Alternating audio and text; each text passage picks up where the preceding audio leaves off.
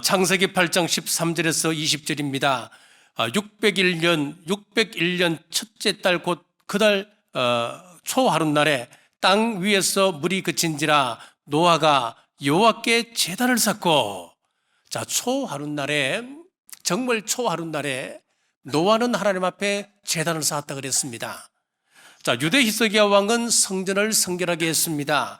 역대하 29장 17절입니다. 정월 초하루에 성결하게 하기를 시작하여 그달 초파일에 여호와의 낭실에 이르고, 초하루날에 성전을 성결하게 했습니다. 에스겔은 정월 초하루에 하나님의 말씀을 받아 백성들에게 말씀을 전파했습니다. 오늘 본문에서도 에스라가 정월 초하루에 바빌론에서 길을 떠났습니다. 어디로 가기 위해서입니까? 고향 예루살렘으로 가기 위해서였습니다. 학사 에스라가 여자와 아이들 포함한 약 5천 명의 백성들을 이끌고 수많은 난관을 뚫고 고국으로 돌아가는 사명을 완수했습니다. 올 한해 우리 성도님들도 주어진 사명을 이루는 복된 한 해 되시길 주님의 이름으로 축복합니다. 우리 사명을 완수하려면 우리 하나님의 선한 손이 있어야 합니다. 첫째, 우리 하나님의 손은 사람의 마음을 움직이는 손입니다. 28절 중반절입니다. 내 하나님 여호와의 손이 내 위에 있으므로 내가 힘을 얻어 이스라엘 중에 우두머리들을 모아 나와 함께 올라가게 하였노라. 어떤 일을 이루기 위해서 꼭 필요한 것 세 가지를 이야기하라면 저는 다음과 같은 세 가지를 말할 겁니다. 첫째는 사람입니다. 사람이 있어야 일을 이룰 수가 있습니다. 그리고 둘째는 돈입니다. 돈이 없으면 사역을 이룰 수가 없습니다. 그리고 셋째는 기술력입니다. 돈이 아무리 많다 하더라도 기술이 없다면 그 일에는 제한이 많이 따릅니다. 이 세 가지 중에 가장 중요한 것을 한 가지 말하라고 한다면 저는 사람이라 하겠습니다. 사람의 마음을 넣는 것이 중요합니다. 오늘날 마케팅이 매우 중요하지요. 사람의 마음을 움직이는 겁니다. 사람의 마음을 움직여야, 소비자의 마음을 움직여야 제품을 팔 수가 있습니다. 우리는 매일 수백 개의 TV 광고를 봅니다. 미식축구 결승전 슈퍼볼에 TV 광고를 내려면 30초당 49억의 돈이 필요하다고 합니다. 어마어마한 돈이죠. 그 잠깐 TV 30초 나가는 그 30초에 49원을 쏟아붓는 거예요. 이런 어마어마한 돈을 왜 여기다 쓰는 것입니까? 사람의 마음을 움직이기 위해서입니다. 에스라도 마찬가지입니다. 지금 바빌론 포로에서 이스라엘 민족을 끌고 나오려면 홀로 할 수 있는 일이 아닙니다. 따르는 사람이 있어야 합니다. 그들을 따라오게 하려면 백성들의 마음을 움직여야 합니다. 무엇보다 백성의 지도자들의 마음을 움직여야 합니다. 그들이 움직이지 않는다면 이룰 수 없는 사역이었습니다. 8장에 보면은 에스라가 돌아갈 백성들을 모집해 보니까 약 1,500명이 모였습니다. 그런데 문제가 생겼습니다. 이 1,500여 명 가운데 제사장은 있었습니다. 하나님 앞에 나아가 제사를 집례할 제사장은 있는데 그 제사장을 도울 레위인이 단 한 명도 지원하지 않았던 겁니다. 큰일입니다. 레위인이 제사를 돕지 않는다면 이스라엘 백성들이 가나안 땅에 들어가 베들레헴 예루살렘에서 하나님 앞에 어떻게 예배드릴 수 있겠습니까? 그래서 레위인이 어디에 많이 사는가 살펴보니까 가시베아 지방입니다.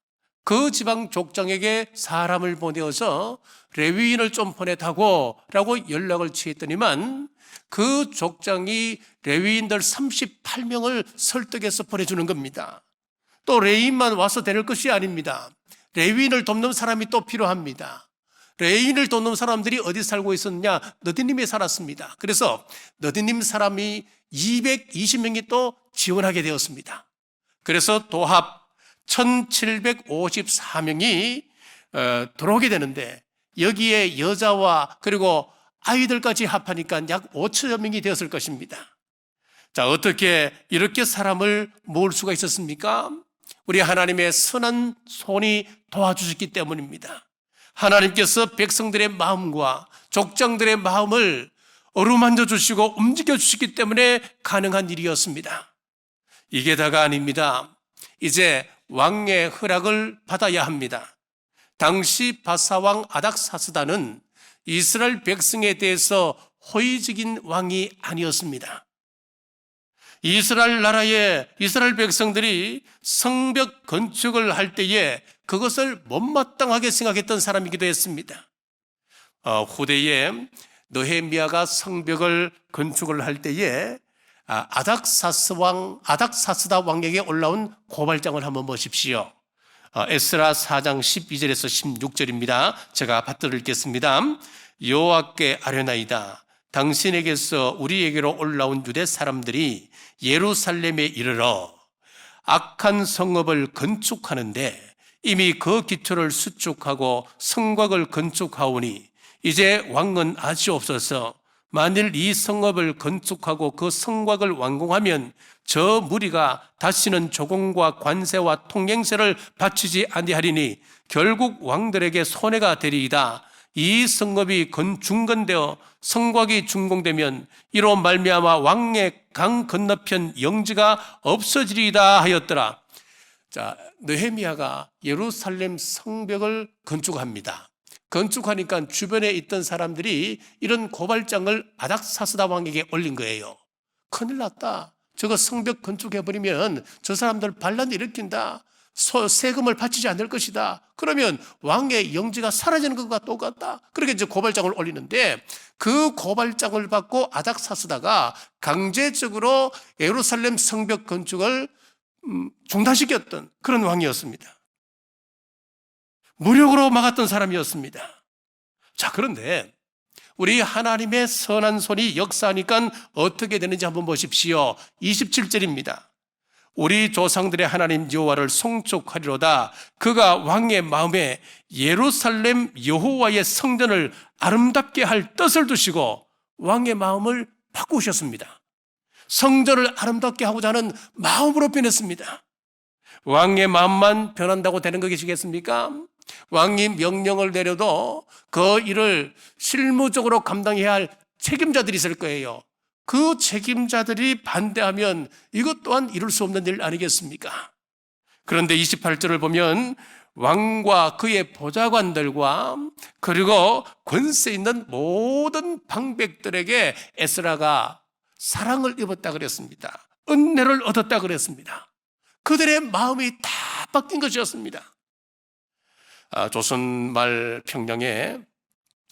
평양에서 한 아이가 태어났습니다. 어릴 때부터 이 아이는 참 재능이 많았고 힘이 셌습니다. 그런데 성격이 난폭하여 싸움꾼으로 사고를 치고 다니기만 합니다. 그가 바로 이기풍 목사님입니다. 어느 날 평양 한 거리에서 서양에서 온 선교사 마페 선교사님이 전도를 하고 있는데 그것이 자기 눈에 여간 걸리는 것이 아니었습니다. 그래서 돌을 집어들고 선교사를 향하여 돌을 던져서 그 얼굴에 큰 상처를 내었습니다. 그로부터 몇 년이 지난 어느 날 길거리에서 또 전도하는 서양 선교사를 만났습니다. 그때 문득 자기 마음속에 어떤 마음이 들었냐면 몇 년 전에 자기가 돌을 던져 얼굴에 상처를 내었던 그 선교사님 얼굴이 떠오르면서 마음에 죄책감이 느껴지는 거예요.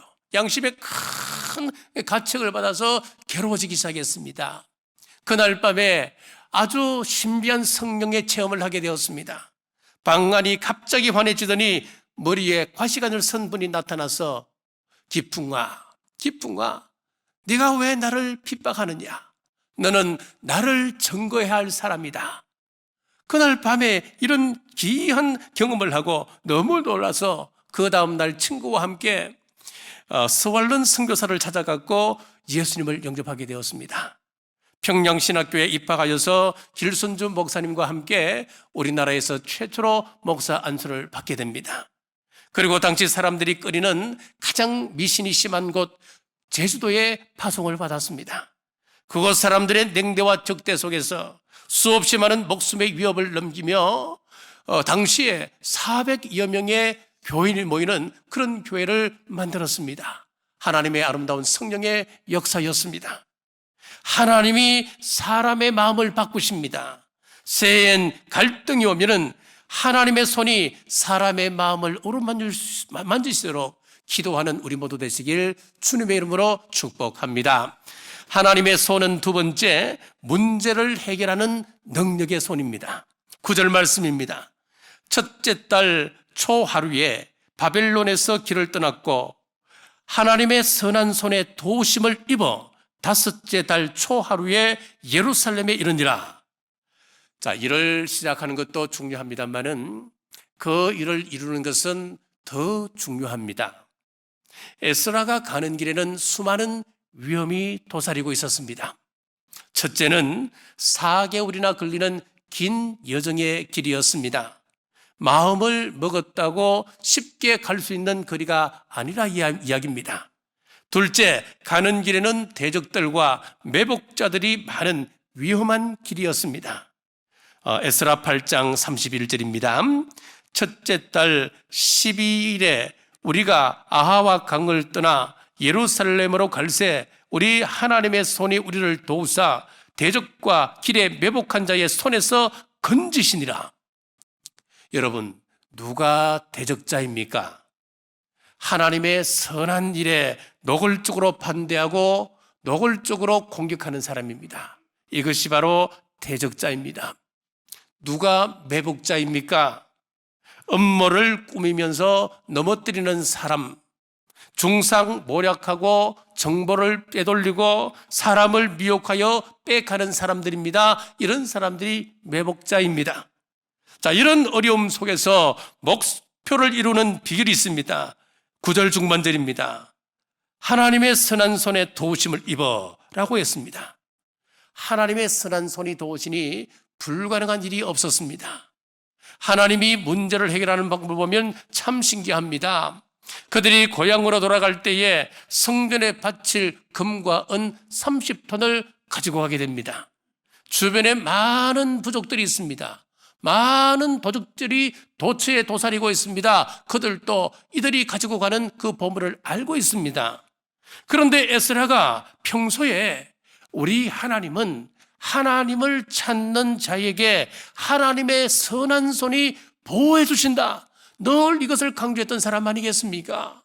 하나님께서 함께 주신다, 하나님께 나아가면, 하나님께 구하면 하나님께서 우리의 모든 것을 보호해 주신다, 지키신다, 그것 이야기했던 사람이니까 지금 이런 위험한 일 앞에서 왕에게 찾아가서 호위병을 붙여주십시오, 이 이야기를 못하는 거예요. 자, 스가랴 에스라 8장 22절입니다. 이는 우리가 전에 왕에게 아뢰기를 우리 하나님의 손은 자기를 찾는 모든 자에게 선을 베푸시고 자기를 배반하는 모든 자에게는 권능과 진노를 내리신다 하였으므로 길에서 적군을 막고 우리를 도울 보병과 마병을 왕에게 구하기를 부끄러워하였음이라. 지금 에스라가 하는 이야기예요. 왕에게 찾아가서 우리 하나님이 우리를 도우십니다, 걱정 마세요, 늘 그렇게 이야기했단 말이에요. 그러니까 지금 막상 이런 중된 일을 앞두고는 왕에게 호위병 좀 붙여주시죠, 그 이야기를 못했다는 이야기예요. 요구할 면목이 없었다는 이야기예요. 그런데 기적 같은 일이 벌어졌습니다. 왕이 이들을 보더니만, 야, 은과 금 30톤을 가져가는데 마병과 보병이 없이 어떻게 가겠느냐, 그러면서 호위병을 붙여주어서 금은 30톤과 이스라엘 백성 5천여 명이 무사히 예루살렘에 도착하게 되는 겁니다. 작전을 잘 세웠기 때문입니까? 아니면 운이 좋았기 때문입니까? 아니었습니다. 하나님의 선한 손이 함께해 주셨기 때문에 가능한 일이었습니다. 우리와 함께 하시는 하나님의 선한 손 붙잡고 따라가면 어떤 것도 우리는 두려워할 필요가 없습니다. 우리 앞길에 시험하는 자, 매복해 있는 자, 우리의 신앙길을 방해하는 어떤 일이 있다 할지라도 우리 하나님의 선한 손이 우리와 함께 하시면 넉넉히 이길 수가 있습니다. 에스라와 함께 하셨던 하나님, 이스라엘 백성들을 구름기둥과 불기둥으로 함께 하셨던 우리 하나님께서 지금 또 우리와 세상 끝날까지 함께하리라 약속해 주셨습니다. 2023년도에도 우리 하나님의 선한 손 함께 하심을 믿고 모든 장애물을 극복하고 일어서는 놀라운 역사를 이루시길 주님의 이름으로 축복합니다. 자, 셋째, 우리가 할 일이 있습니다. 우리 하나님께 구해야 합니다. 23절입니다. 그러므로 우리가 이를 위하여 금식하며 우리 하나님께 간구하였더니 그의 응낙하심을 입었느니라. 자, 여기 보면은 금식 기도가 나옵니다. 자, 여기서 금식은 큰 의미가 있습니다. 우리가 음식을 먹지 못하면 곧 죽음 아니겠습니까? 그러니까 여기서 금식이라고 하는 것은 죽이는 것을 이야기합니다. 육신을 죽인다고 하는 뜻이겠습니까? 자살한다는 뜻이겠습니까? 죽인다는 말은 그런 뜻이 아니고 존재 자체를 없앤다는 그런 뜻이 아니고 기운을 싹 빼버린다 그런 의미예요. 우리 앞에 죄성의 기운을 싹 빼버린다 그런 말입니다. 로마서 8장 12절에서 13절입니다. 그러므로 형제들아 우리가 빚진 자로 돼 육신에게 져서 육신대로 살 것이 아니니라.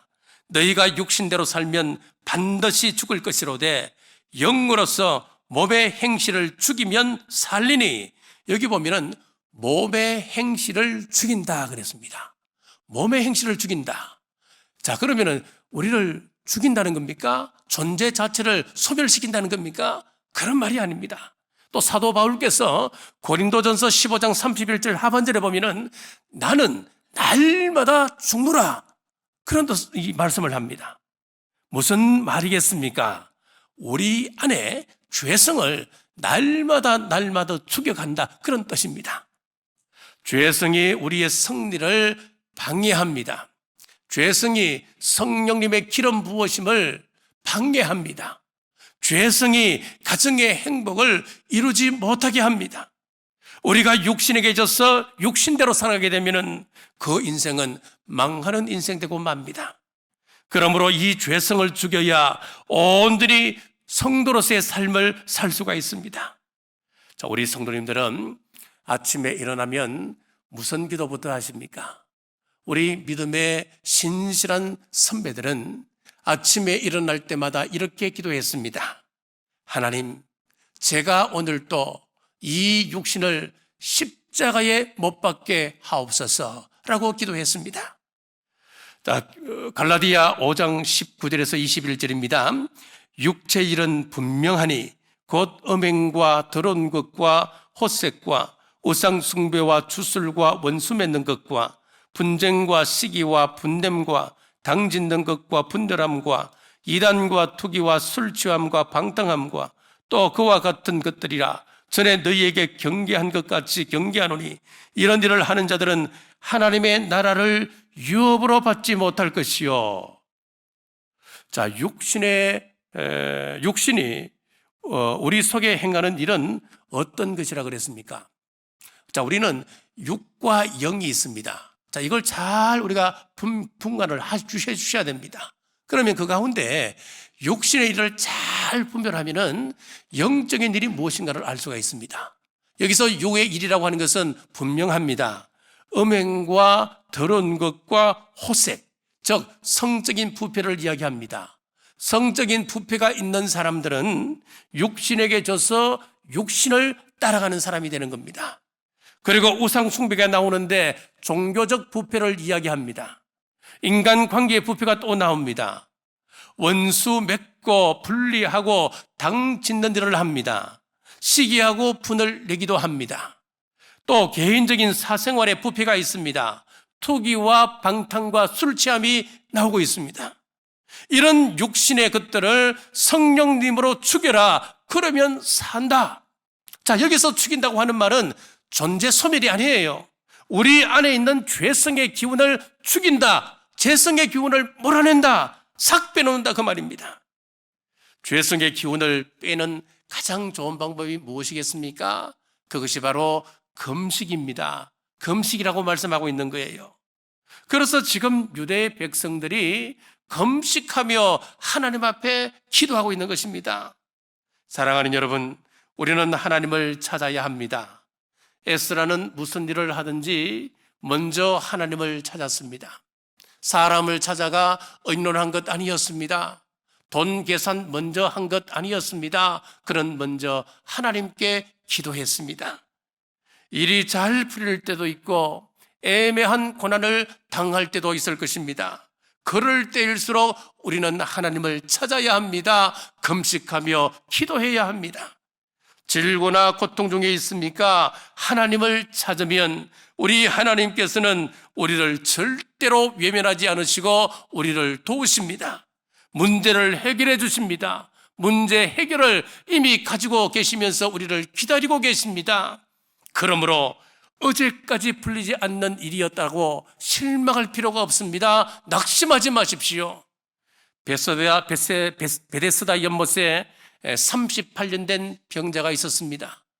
그러면 이 베데스다 연못가에 38년 동안 거기에 진을 치고 앉아고 생활을 했다요. 이건 보통 사람 아닌 거예요. 1년, 2년 기다렸다가 물이 동할 때 베데스다 연못가에 내가 뛰어갈 능력이 안 된다면 포기하고 집으로 돌아갈 수도 있잖아요. 그런데 이 베데스다 연못가에 38년 동안 소망을 가지고 붙잡고 나는 언젠가는 고칠 수 있다. 언젠가는 물이 동할 때 베데스다 연못가에 들어갈 수 있을 것이다. 소망을 품고 그때까지 기다린 거예요. 그때 실망할 법도 한때 끝까지 그곳을 지키다 예수님을 만났습니다. 예수님께서 그에게 일어나 내 자리를 들고 걸어가라 그랬습니다. 여러분, 어제까지 안 되었다고 포기하면 비전을 이룰 수가 없습니다. 낙심하지 말고 주님 앞에 나오십시오. 기도하십시오. 그러면 우리 하나님의 선한 손이 역사하실 줄 믿으시길 주님의 이름으로 축복합니다. 오래전에 우리 교회에서 많이 불렀던 복음성가가 있었습니다. 그 복음성가 우리 같이 한번 부르면서 말씀을 맺고자 합니다. 우리 가슴에 손을 얹으시고 우리 하나님 이 복음성가를 마음을 다하여 우리 하나님께 올리겠습니다. 괴로울 때 우리 주님의 얼굴 보십시오.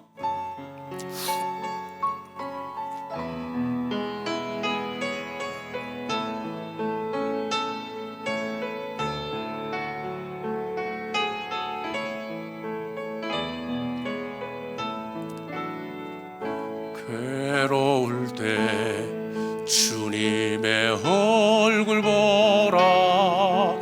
평화의 주님 바라보아라. 세상에서 시달린 영혼들아 위로의 주님 바라보아라. 눈을 들어 주를 보라. 내 모든 염려 주께 맡겨라. 슬플 때에 주님의 얼굴 보라. 사랑의 주님 안식 주리라. 아멘. 여러분, 정월 초하루입니다. 우리 한 해 잘 노를 저어가야 되지 않겠습니까? 우리가 노를 저으려면 힘이 필요합니다. 왜 사람이 실패합니까? 왜 사람이 소원을 이루지 못합니까?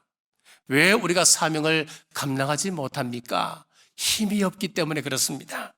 지식의 힘, 지혜의 힘, 신앙의 힘, 물질의 힘, 그리고 건강의 힘이 있어야 하는데 그 힘의 근원은 바로 우리 하나님이십니다.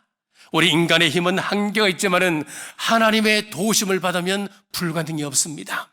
2023년은 우리 주님의 선하신 손 붙잡고 사업과 직장생활, 그리고 학업과 가정과 신앙생활에 멋지게 승리하는 복된 날들 되시길 주님의 이름으로 축복합니다. 기도하겠습니다. 설 명절을 허락하셔서 반가운 얼굴들이 함께 예배케 하신 하나님 은혜를 감사합니다. 우리 안에 많은 문제가, 마치 바빌론에서 고구로 올라가는 에스라의 길과 비슷할 것입니다. 우리에게 주어진 12달의 예상치 못한 복병들이 덕실될 수도 있습니다.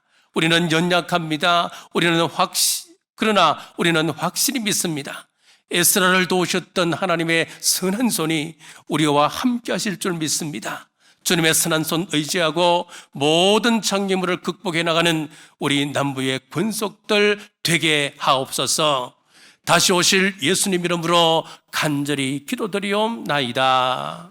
아멘. 아멘.